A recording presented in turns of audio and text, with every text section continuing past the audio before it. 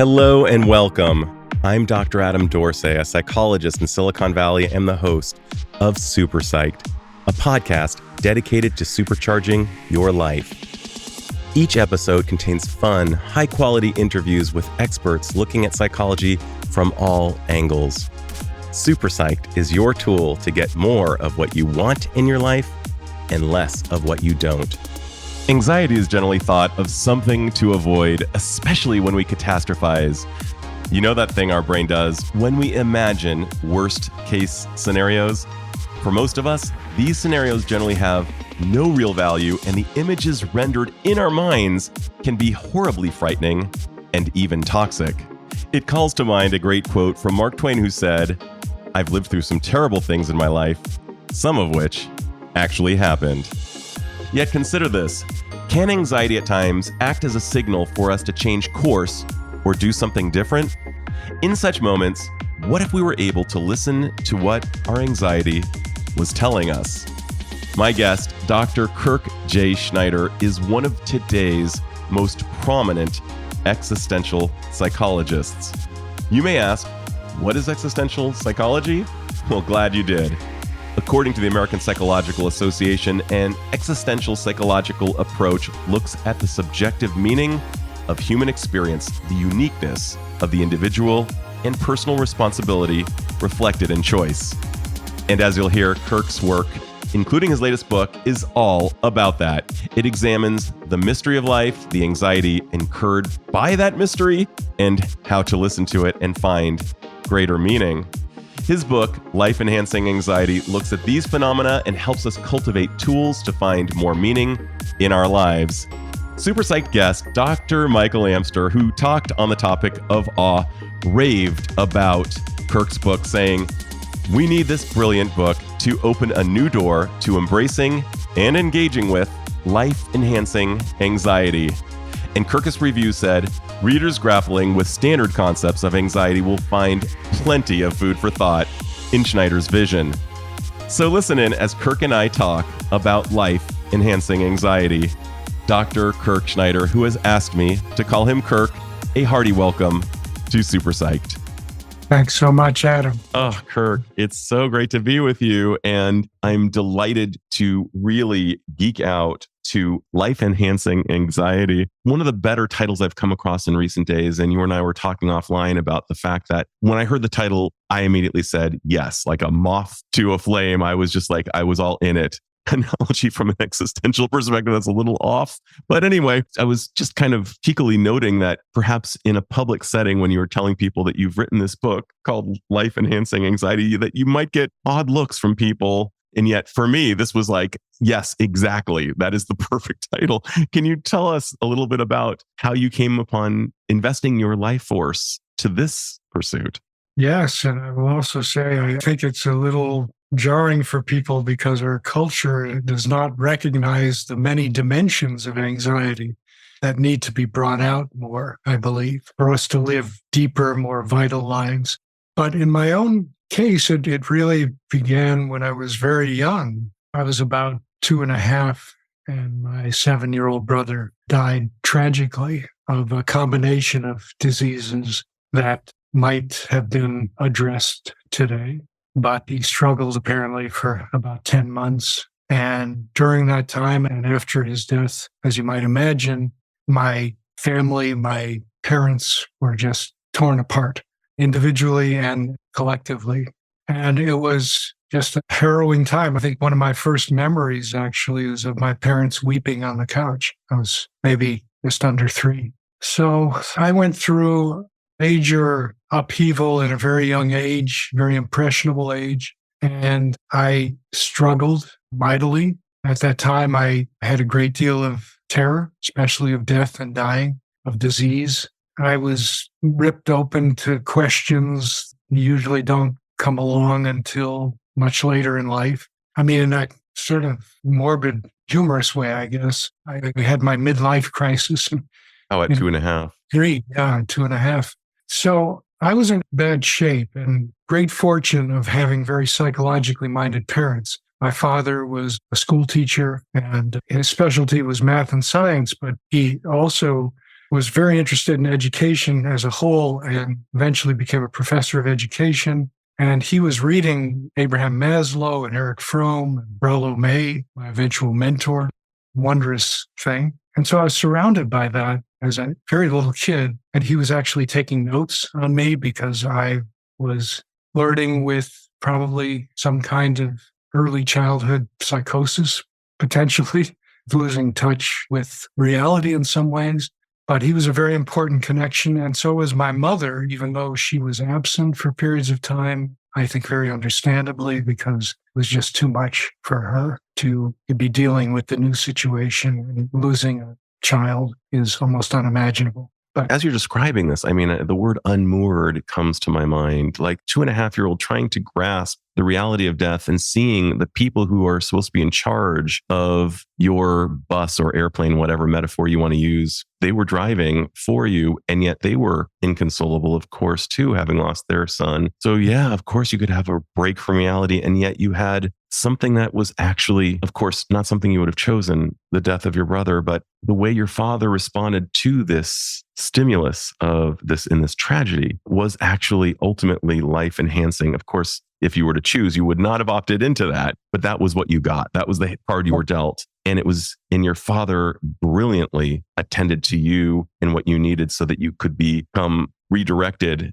and ultimately live a life where you were doing the same for others. Well, there's no question that my father and my mother, in her way, was pivotal in my developing an ability to deal with my profound trauma. My mother actually referred me to a psychoanalyst through her analyst. She had the wherewithal to seek an analyst. And we lived in a working class, middle class neighborhood. This was pretty unusual. So again, she was very tuned in to this kind of thing. And that psychoanalyst was critical to my rediscovering myself. 2.5. Can you describe, like, to the best of your abilities, what that psychoanalyst might have done with a 2.5-year-old that helped you get back on track? I was actually 6 by the time I saw it. Yeah, I see. And still, nonetheless, I mean, to be bereft of language and trips around the sun and experience, how do you imagine that worked?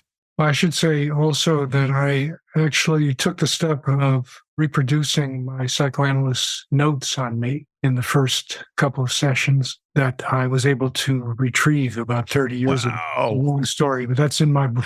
That's amazing. I'll elaborate on this, but in a nutshell, he was very seasoned. He's probably a middle-aged guy.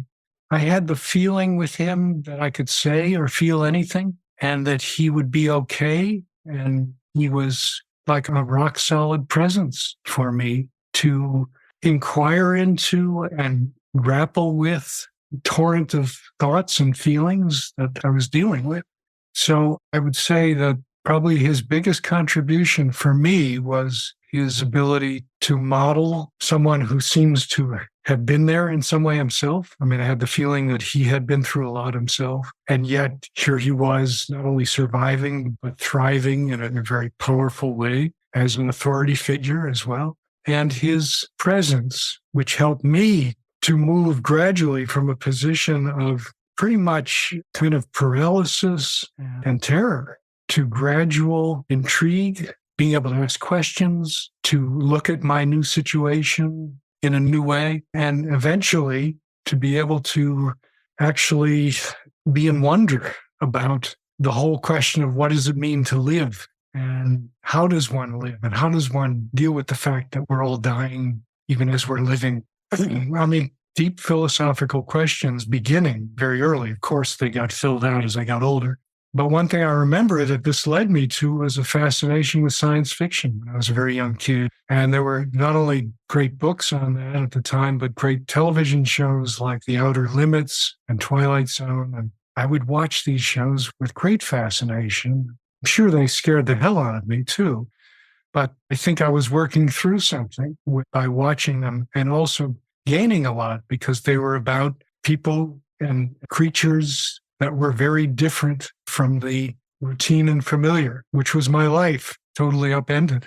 So Totally upended. And one of the things that you mention in life enhancing anxiety is one of your definitions, at least, for anxiety is the fear of the unknown and the overwhelm that accompanies that. It would appear that it was almost your own protocol of exposure therapy to merge with sci-fi and these journeys into the unknown as you were dealing with your own unknown. it's very well put. I mean, you could certainly call it a kind of exposure therapy.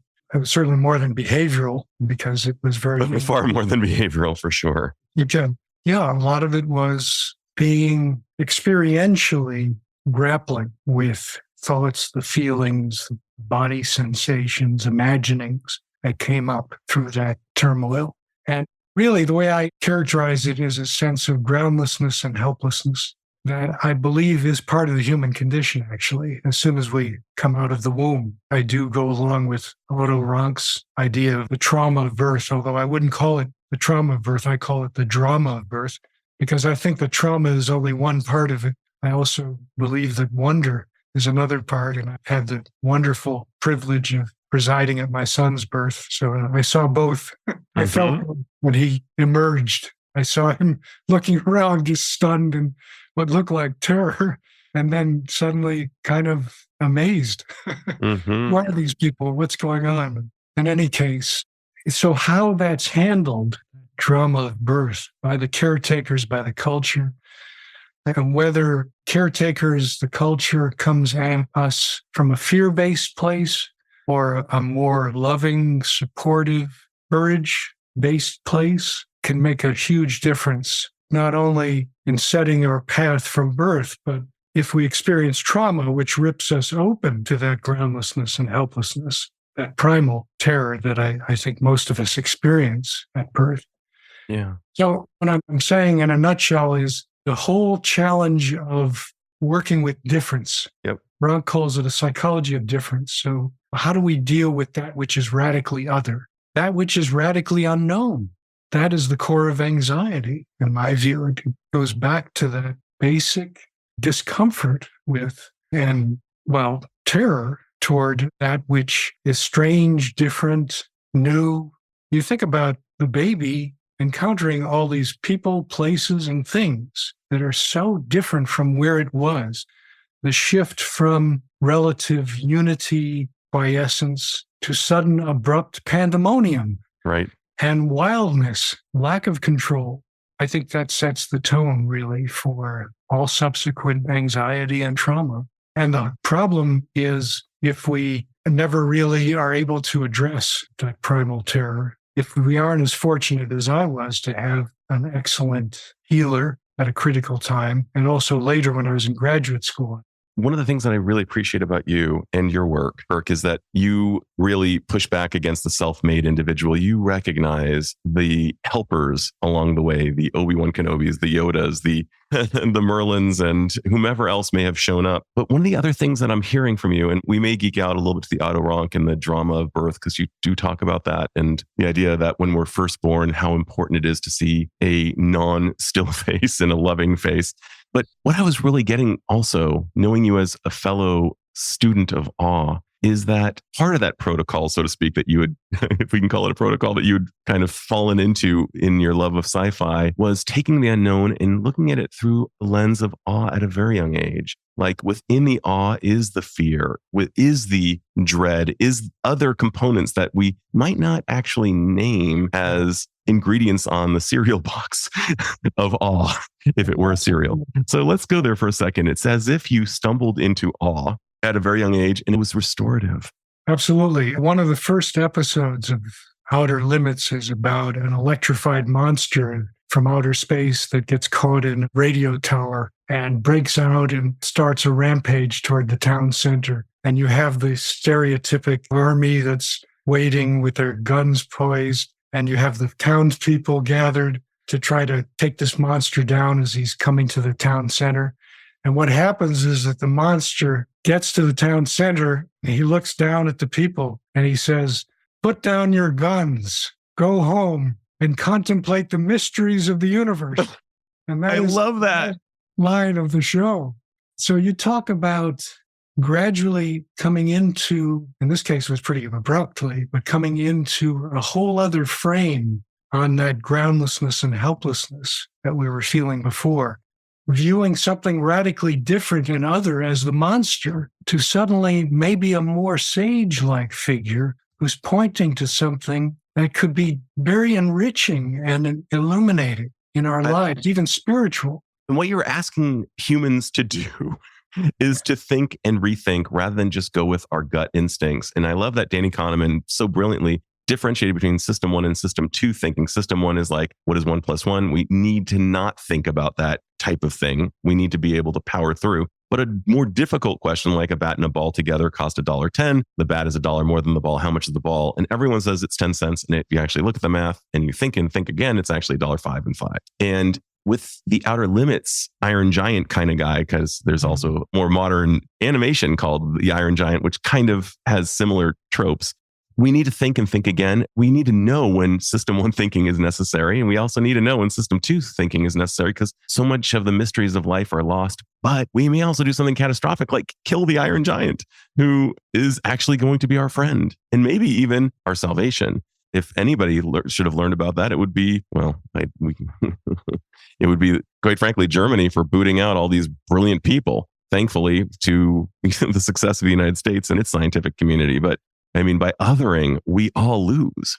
Well, this obviously has implications for our prejudices, our bigotry, colonized thinking that has put down indigenous cultures in many ways and thrown the baby out with the bathwater. But there are things we can learn and that we need to learn from each other as we cross the great chasms that separate us. But I did want to give a quick definition of life-enhancing anxiety so that we have a little more orientation on it. I'm all ears, man. It resonates with the story. It's that form of anxiety that enables us to live with and make the best of the depth and mystery of existence. So I actually want you to say it again, since people are going, because that was so beautifully articulated. Let's just hear it a second time and let's let that marinate into the ears and souls of people. That form of anxiety that enables us to live with and make the best of the depth and mystery of existence, which, if you think about it, is our problem right from the beginning. Again, being separated from the womb and coming into this vastness of the unknown. And how do we negotiate it? How do we learn to swim in these deep waters? And I think optimal caretakers in the culture, and as far as parents, do help us come into that capacity. And presence is a big part of it too, developing a capacity to be more present to one's thoughts, feelings, sensations, imaginings, to the degree that we have much more access to our vulnerable sides, which are really important to acknowledge and learn from, as well as our great capacity to transcend and to take risks and to venture out. So here's where perhaps you can see life-enhancing anxiety is a disposition that can lead to a sense of awe toward living, the humility and wonder, the recognition of our fragility, but also our boldness to inquire, to be curious, to take risks, to transcend our creaturely world in many ways, or many of our fears. But they're both really important, in my view and experience, for a fuller and more enriched life. Can't skip over the vulnerable part if you're going to really be deeply moved by this life. You need to have access to one's whole body experience. So another way to put life-enhancing anxiety is it helps us to live with and make the best of the contrasts and contradictions of our lives, which, again, we come into from the beginning, but are magnified by later trauma or anxiety. That which is radically other, that which is radically unknown. So learning to live with it and make the best of it. By making the best of it, I do mean, in many cases, cultivating that sense of awe, of feeling like one is participating in something much greater than oneself, and having the inner freedom to allow that by being more open to wonder and surprise. As I'm listening to you as a grown adult, and I'm thinking about you as a child, and just kind of recognizing the hero's journey that you were given. The gauntlet was thrown down at a very young age. It's as if you made all of the right choices along the way, so to speak. I mean, of course, obviously you didn't make all the right choices and you're appropriately given. No, hang with me on this for a second. Yes. In terms of becoming an imperfect human being and an existential psychologist. Like these were all, if Michael Meade is correct and we are not Homo sapiens, but rather Homo symbolicus, that is beings that determine meaning in life. And that's what drives us. And if in fact, if you think about the Kubler-Ross and David Kessler model of grief, that it starts with denial, anger, bargaining, depression, acceptance, and that there's actually a sixth stage of grief. And it's the one that you've really leaned into, and it's finding meaning after the loss. And that is pretty much the most pivotal aspect of existential psychotherapy is finding meaning, since we are Homo symbolicus.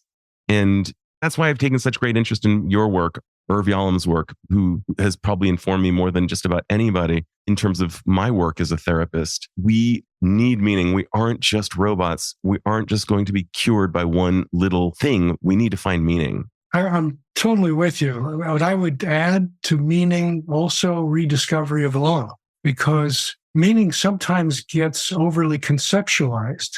Like if you get this job, it gives you meaning, or if you have this relationship that gives you meaning, or if you work on a certain project that gives you meaning. I think all of those things are true and wonderful. But I think what depth existential therapy can also provide, and other modes for people, is a whole new attitude toward living as a whole, not just particular goals, let's say, although those are well part of the outcome in many cases. But that whole sense of being itself, it's a new relationship to existence itself, a relationship where one hopefully can potentially experience the sense of humility and wonder or adventure toward living at any moment, simply by breathing. Yep. By being next to the one you love, or being near your books, or observing, noticing people and things on your walk. So many possible situations where we can be in touch with our sense of smallness before the vastness of creation, but also at the same time, our participation in this amazing canopy.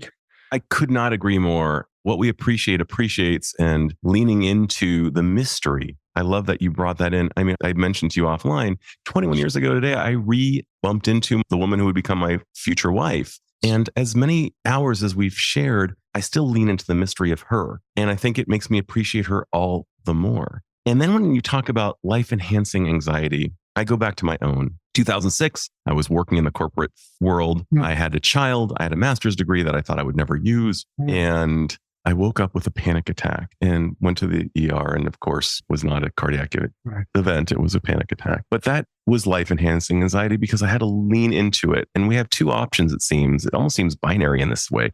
We can either avoid the life-enhancing anxiety, or we can lean into it and say, what are you trying to tell me? And it was not a convenient truth, to borrow a term. The truth was I would need to become poor. I would need to get a HELOC. I would need to basically become an intern and get a doctorate and go through all the fiery hoops of becoming a psychologist in order to have what I thought was going to be a meaningful life. And I had the means to get it. And I find myself wondering about avoidance versus merging. And I'm wondering if those two terms are meaningful to you.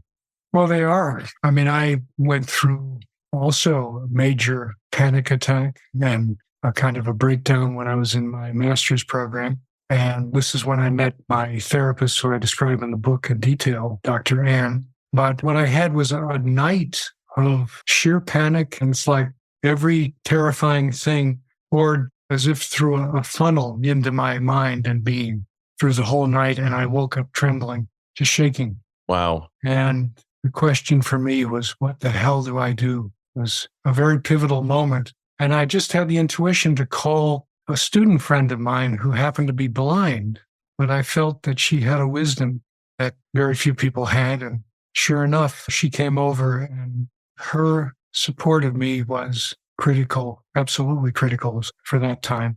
She did two things. She said to me that this too shall pass, which can sound maybe trite if it's used. Trite or profound, just depending. Really profound for me at that moment. Oh my God. So it's almost like that old Zen proverb that often is used when the student is ready, the teacher appears. And both of those people were teacher. Yeah, you're nodding. Yes, very much a teacher. And you could say a blind seer. A blind seer. I mean, I think it's Eurasius. I love that. It's not Ghiblis, but I tend to think in literary and cinematic ways. But I resonate to what you're saying about those critical moments where you can move one way or the other. However, I think probably mostly in life, it's not quite as clear cut. People make attempts toward facing and grappling with their anxiety. Maybe they're half-hearted attempts, but they are some attempts. We approach it in degrees and we avoid it in degrees. But my point is that many of us would be a lot better off nipping it in the bud, so to speak, encountering the upheaval as deeply and intensively as we can, given our circumstances, our degree of fragility, our time, our money, obviously. I just think we need a whole lot more spaces and more affordable spaces in our society. Jim, I was fortunate, sounds like you were fortunate to have that space and time. Incredibly so. And I think about the various touch points in my life and the various mentors who have presented themselves, whether it was academically when I thought I was going to drop out of college. And so lo and behold, my version of Tuesdays with Maury shows up and basically challenges me, and other junctures in my life. And we need to be open to these things. And I love the title of that book by Susan Jeffers. Admittedly, a book I've not read, but the title crushed it. Feel the fear and do it anyway. And I think that when we avoid something or we procrastinate, our anxiety goes up, and we live under this illusion that by avoiding it, our anxiety will go down. And paradoxically, the opposite tends to be true. And by leaning into it and addressing it in a therapeutic setting, you are able in your master's degree to get back on course and provide your gifts to the world. And all the more so because now your therapist and her voice that had become part of your own was living on through you as you were attending to the healing of others. Yeah. And her greatest teaching was, again, the ability to be present, to stay with everything you could possibly stay with in the moment, in the therapy and outside, and practicing that over and over, as painful, as harrowing as that is or was. That's what really turned me around, because eventually I was able to, like our eyes adjust to a dark basement, able to see those things that looked so threatening before more as parts of my day-to-day life or our day-to-day life that may be challenging, may be different, but aren't going to kill me. I want to go there for a second. Something you said about her being the loving, wise witness as you were bravely trying out new things for your own healing. There's something so magical to me about therapy itself. I sit in the wonder of it. I do it all day. I love being on both ends, whether I'm receiving the therapy or providing it. But one of the things that you got from her was a safe place, a loving human witness, which is vastly different, I believe, from an AI. I don't think we will ever be able to look at, as good as Wilson, the volleyball, was for Tom Hanks in Castaway, and that was all he had. I mean, it's better than nothing. But man, we need humans to be with us, to allow us to feel that sense of camaraderie as we're going into this terrifying zone. Yeah, well, as one of the musicians put it, I think his name was Cave, ChatGPT and other machines can't transcend anything. There's nothing to transcend. So there's nothing inspiring about their engagement with us, or certainly not the same as somebody who's coming from their own wounds, their own struggles with living, and can model overcoming that and coming into a larger and more energizing life. So there's a lot of dignity in that, and there's a connection that I think would be hard to feel with machines. But that's a whole other rabbit hole. Well, let's talk about other teachers that you and I have benefited from. We're both cinemaphiles, and just over the weekend I watched Tar, which was a really challenging film. I'm still kind of processing it, and with the half-life and the aftermath of Tar, for those of you who've seen that great Cate Blanchett film, which is just really, really evocative. But we were talking about some interesting professors, David Lynch, among others, Alfred Hitchcock, for sure. You've brought up Outer Limits, but I'm wondering, how has your love of cinema been edifying to the way you approach your life and your work? Well, it relates a lot to me. I mean, I wrote a book called Horror and the Holy, Wisdom Teaching Story of the Monster Tale, which again, like that story I told about Outer Limits, very much related to my life. I found and find a great deal of fascination in what Susan Sontag calls the poetry of transgression, that you go where others don't go and do something that others don't know. I think she puts it beautifully in one of her essays about this. And to me, that captures the essence of what is so compelling about classic horror books and films. Not so much the slice and dice. Of course. Much too overt and simplistic, and it's not the symbolic, as you were saying before, the symbolic horror, or what H.P. Lovecraft calls cosmic fear, that your Frankensteins and Draculas and Phantom of the Opera bring up, and Hitchcock and David Lynch in his own right as well.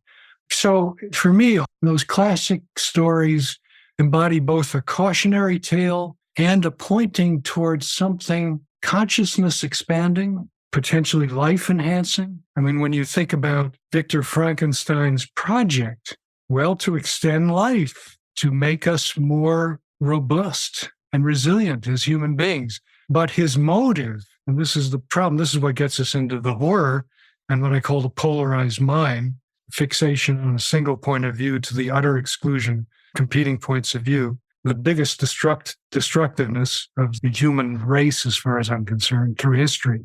But what got him into the polarized mind and other characters in classic horror is that much of his behavior was driven by terror, by fear, rather than by more presence, love, life, humanity. In other words, rather than by a greater inner freedom to be reflective, deeply reflective about what matters and how best to do this, to go about this project. His was total panic and scrambling, get these dead body parts together, throw a new being into the world, and of course, it's going to cause chaos and mayhem. What was his fear? Well, it goes back to a trauma. And as I read the book and the film, I guess the film doesn't go into this much. Yeah, he lost his sibling, I believe. He lost his mother. It was, okay, got it. Yeah. Victor Frankenstein. Yes. And from then on, he vowed to create a being that would be invincible and invulnerable. So you see these kind of overcompensations in horror films, in these classic films, but within them are these wondrous elements. And there's often characters that represent that, the characters who talk about the cautionary tale, like the narrator in Frankenstein. Yes. Talks about how Victor went too far, but he could have been a great scientist, could have been much more life-affirming in his discoveries. And in Dracula, you have Van Helsing, who's a great scientist, a brilliant person who was able to connect with that dark cult world of Dracula that was a polarized mind in the case of Dracula, but also at the same time realized that it was much too extreme and therefore became destructive. But he was able to shift between worlds that were grounded in science and his philosophy, but also he was able to step outside that box to some degree and appreciate these very interesting dimensions that Dracula lived within, capacity to read minds, to materialize and dematerialize.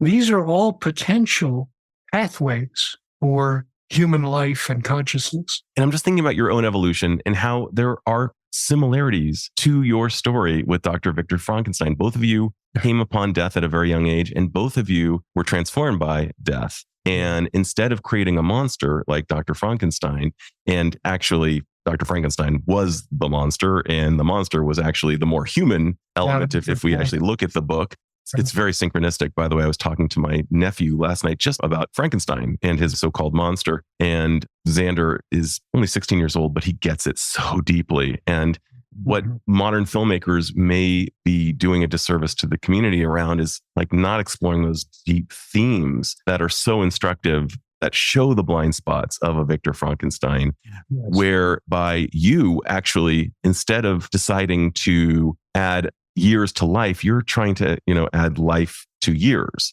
through your work. And it's just an interesting arc and an interesting synchronicity that we're talking about Frankenstein. And I just happen to be talking about with my nephew, as well as the fact that you and Victor share similar. It's true, except I had an intervention. You had an intervention and Victor did not. That's right. That's the difference. And that is so often the difference with individuals and with cultures too. But it's the very intervention that you provide is what you got. And so what are you doing? You're giving it back. And you're giving it back with interest because you're actually using everything that people like Rollo May and others have given you along the way. So you're really, it's just beautiful to know you. And I remember saying to my wife, like, this is just the guy I need to learn from. Like, this guy has done it. All right, then I'm going to go to my final miracle question to respect your time. And that is this, Kirk, if you had the magical abilities to confer upon all humanity one insight or skill that would dramatically improve the lives of individuals and perhaps even society at large, what would that insight or skill be? And how do you imagine it would impact the individual as well as perhaps society at large? Cultivate the capacity for presence, meaning the capacity to hold and illuminate that which is palpably significant within oneself and between oneself and the world or other people. I know that's a mouthful. Beautiful. And what do you imagine the impact would be if people were able to actually rock that skill? I think, again, if the babies are met in that way from the beginning, where holding environment is provided, as Winnicott beautifully puts it, such that the baby can begin internalizing skills that can help it be more present to its whole body experience, the good, the bad, and the ugly. The good, the bad, and the ugly. Spirit, deepest dreads and most dazzling desires, greater inner freedom to roam within, have access to the depths and the heights of living. That is, in my view, key to a full and rich and poignant life. Poignant is really important. Capacity to be deeply moved. Which implies a melange of feelings, not just one. Yeah. As you're saying, Winnicott, I forwarded a quote to a colleague from Winnicott just this very morning. So we are once again in a synchronistic mode. And I want to share this with you because it relates so much to your work and so much of everything that you care about based on what I know about you. Yeah. A sign of health in the mind is the ability of one individual to enter imaginatively and accurately the thoughts, feelings, and hopes and fears of another person to allow the other person to do the same to us. Yeah. And that's what I hear is this upload and a download, this human experience of connection is what we all so badly long for. And what all of the work that you have been espousing that I've come across, Kirk, relate to that quote of that just us having a meaningful experience, a meaningful connection with ourselves and others during this lifetime. And your contributions to our field are so massive. I'm just beyond blown away that I get to share your voice with my listeners. It'll make me cry, Adam. Thank you so much for this time and for such a rich connection with you. Thank you, Kirk. This is Dr. Adam Dorsey thanking you for listening to SuperPsyched. If you know anyone who might like it or who might benefit from listening, share it. And if you like the episode, please hit subscribe